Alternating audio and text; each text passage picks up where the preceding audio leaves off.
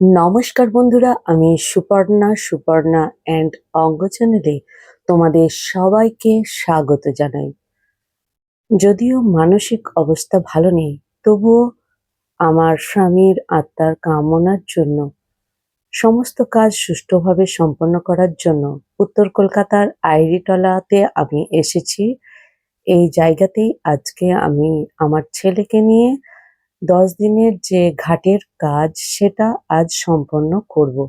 তোমরা পাশে থেকো, আশীর্বাদ করো, আর তোমাদের হাতটা সবসময় যেন আমার আর আমার ছেলের উপর থাকে। এই আমার দুই বৌদি, বড় বৌদি, ছোট বৌদি, ওরা এসেছে আমার সাথে, তার ছোট ছেলে, আর এই হচ্ছে আমার ছেলে অঙ্গরাজ, আর আমার দাদা ছোটদা। এখানে বিভিন্ন যে ক্রিয়াকর্ম আছে সমস্তই কিন্তু আমাদের, ইনি হচ্ছেন কুলপুরোহিত কলকাতার, এনাকে দিয়ে আমি সমস্ত কাজ করাই।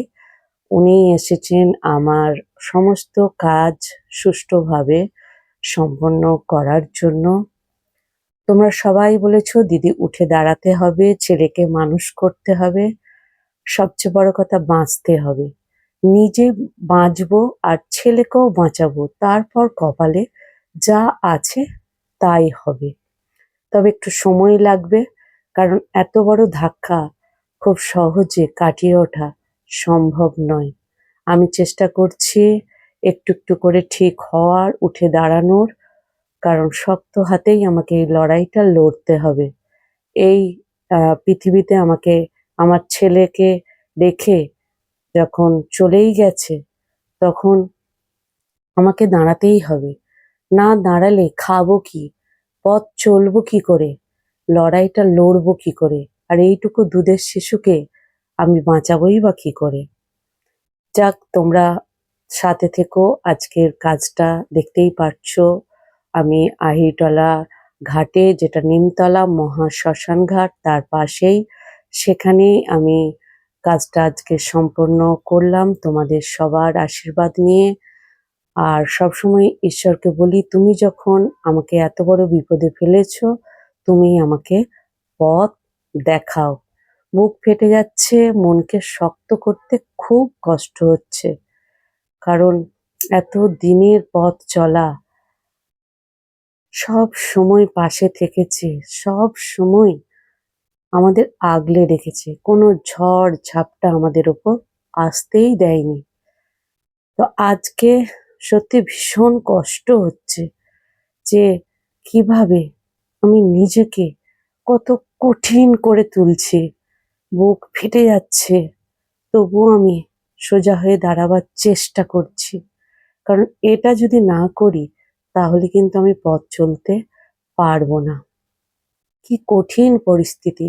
তাই ঈশ্বরকে বলি, যাদের নেয়ার দরকার তাদেরকে তুমি না নিয়ে, কেন তুমি যাদের নেয়ার নয়, ছোট ছোট বাচ্চা, তাদের মুখ কি তোমার মনে পড়ে না? তুমি তাদেরকেই তুলে নিচ্ছ। খুব কষ্ট হচ্ছে, বলে বোঝাতে পারবো না, কিন্তু তবু বাঁচতে হবে। নিজেকে বাঁচতে হবে, ছেলেকে বাঁচাতে হবে, তাকে পড়াতে হবে, তার মুখে খাবার জোগাড় করতে হবে। এত কিছু দায়িত্ব, এগুলো ভাবলেই আমার তখনই মাথা ঘুরতে আরম্ভ করে যে আমি কি করে করব, কি করে করব। জানি না কিভাবে কি সম্ভব হবে, কোথা থেকে শুরু করব। ছেলের স্কুল, আমার বাইরে যাওয়া, আমার চ্যানেল, এই সব নিয়ে আমি কিভাবে কি জীবনযাপন করব আমি বুঝতেই পারছি না। আর বুঝতেই পারছো এই দুনিয়াটা সহজ নয়, অনেক লড়াই করতে হবে।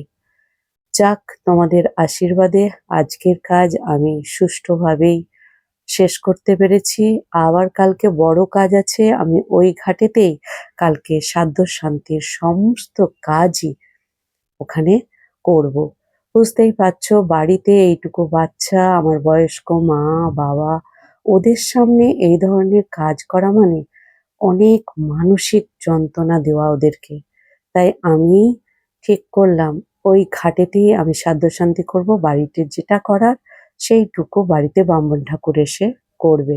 জানি না আমার সিদ্ধান্তটা ঠিক হয়েছে কিনা, কারণ নিয়মের বড়াই করতে গিয়ে, বাড়িতে অনুষ্ঠান করতে গিয়ে অনেকের ওপর অনেক চাপ পড়বে, বিশেষ করে আমার এই ছোট্ট বাচ্চাটার ওপর।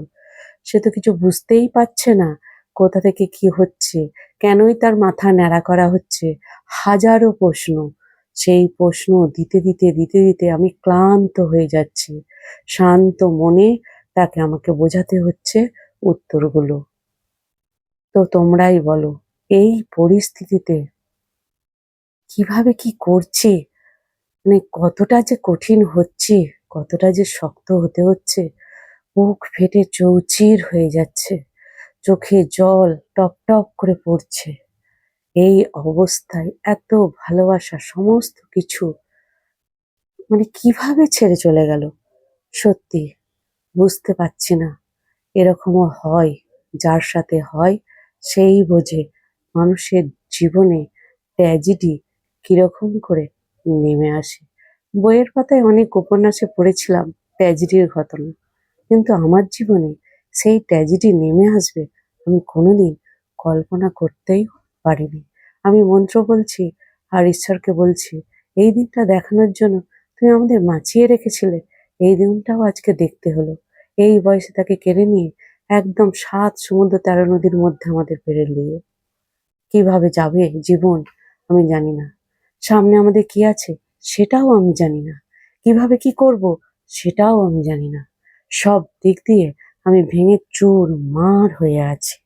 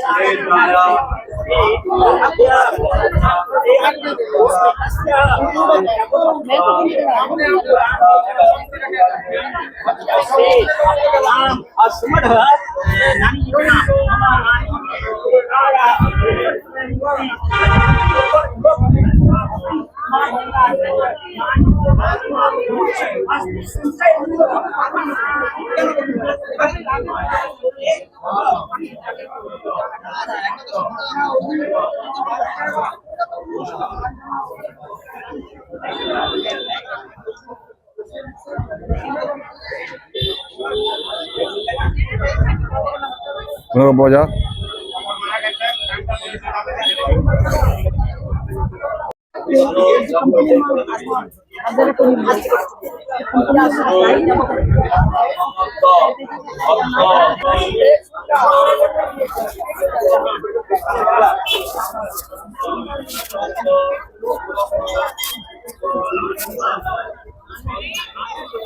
ওদিকটা ফেলে গঙ্গা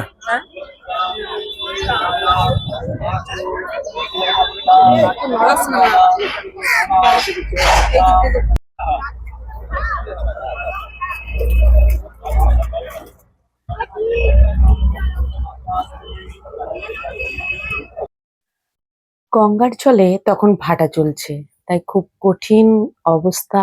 জল নেই সামনে, কোনো ক্রমে আমি একটু জলের কাছে গেলাম বিভিন্ন যে মানে কর্মকাণ্ড আছে সেগুলো করার জন্য, কারণ এটা জলেই দিতে হবে। তাই খুব কষ্ট করে আমি জলে গেলাম। দেখো, এই গঙ্গা নদী যেভাবে ভাটা পড়ে এই অবস্থায় এখন যে আছে, আমার জীবনটাও ঠিক এই অবস্থায়। আমি মা বা গঙ্গাকে বলছি, তুমি এই ভাটার মতো আমার জীবনকে রেখো না। তুমি একদম জোয়ারের মতো আমার জীবনকে আবার ভরিয়ে তোলো। আমি জানি না কোন দিক দিয়ে ভরাবে। আমি চাইছি তুমি সেই আমার ভরানোটা আবার করে দাও। দেখো, এখানে অঙ্গরাজকে মাথা নাড়ানোর জন্য নিয়ে এসেছি।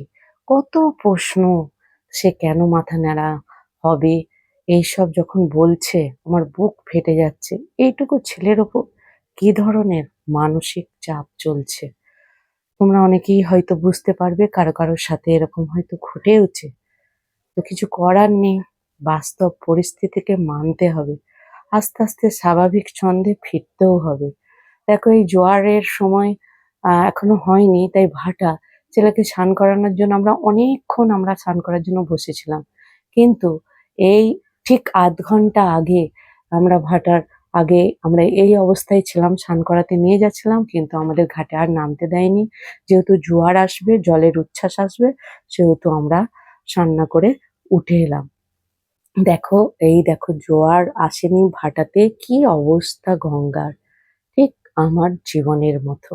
অপেক্ষা করতে থাকলাম বসে বসে কখন জোয়ার আসে, ঘাট জলে পূর্ণ হবে, তারপর স্নান করে বাড়ি ফিরবো। সেই অপেক্ষায় আমরা অপেক্ষা করতে লাগলাম। তো দেখো কিভাবে জোয়ারের জল এসে গেল।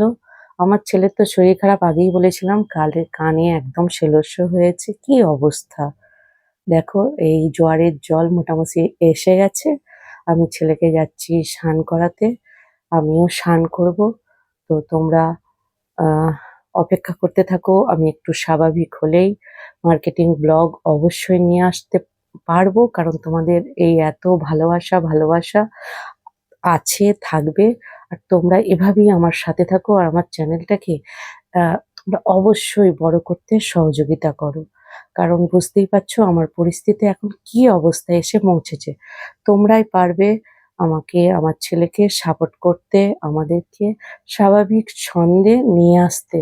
কারণ তোমরা হলে আমার বড় সাপোর্ট। দেখতেই পাচ্ছ আমার আশেপাশে আমার দাদা বৌদিরা ছাড়া আমার জীবনে কিন্তু আর কেউ নেই। তো আমি একা একা লড়াই করব, যুদ্ধ করব। সেই যুদ্ধে সবসময় তোমরা আমার পাশে থাকবে, সাথে থাকবে যেমন ছিল। আর আমি যেন কালকের কাজটাও খুব ভালোভাবে করতে পারি, তোমরা সেই আশীর্বাদই করো। কারণ তোমাদের আশীর্বাদ আমার সবসময় দরকার।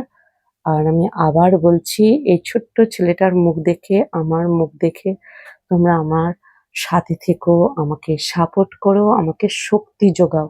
তোমাদের এই কমেন্টের মনোবলে আমার অনেক বেড়েছে, অনেক বেড়েছে। আমি অনেক সাহস পেয়েছি। তার জন্য আজকে আমি কিন্তু এই ধরনের দুটো ভিডিও তোমাদের সামনে উপস্থিত করতে পারলাম। যদিও টেকনিক্যাল দিক আমি দেখি না, কিন্তু ভয়েসটা কিন্তু আমাকেই দিতে হচ্ছে, যেহেতু আমার ভয়েস তোমরা জানো, চেনো। তো তোমরা যদি পাশে থাকো, আমার সেই হাসি মুখ তোমাদের আবার দেখতে পাবে। আমি চেষ্টা করব একের পর এক ভিডিও নিয়ে আসার। হয়তো প্রতিদিন পারবো না, সপ্তাহে দুটো অন্তত ভিডিও আমি আনার চেষ্টা করব সন্ধ্যা ৭টার সময়। দেখো জোয়ার এসে গেছে। এই জোয়ার যেন আমার জীবনেও আসে, আমি যেন আবার স্বাভাবিক ছন্দে চলতে পারি। তোমরা সেই আশীর্বাদই করো। ভাঁটা চলে গেছে, জোয়ার এসেছে, আমরা স্নান করে উঠে গেছি, এবার বাড়িতেও চলে এসেছি। তাই তোমরা খুব খুব ভালো থেকো, আমার পাশে থেকো, আমাকে এভাবেই সাপোর্ট করো।